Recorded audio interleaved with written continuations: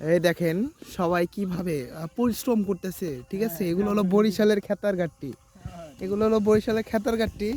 কি সুন্দরভাবে শাক সবজি লতা পাতা পালন করতেছে, এগুলো তারা খাবে।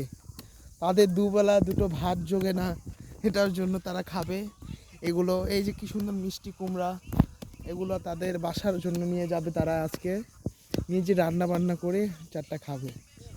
আবার কিছু কিছু বিক্রি করবে, বিক্রি করে তারপর সেগুলো আবার মাছ মাংস কিনবে তাদের ভরণ পোষণের জন্য। ওই যে আর একজন আছে, সে দেখভাল করে এখানকার, সে হলো ম্যানেজার এখানকার, ঠিক আছে। কি সুন্দর পরিদর্শন করতেছে ম্যানেজার সাহেব।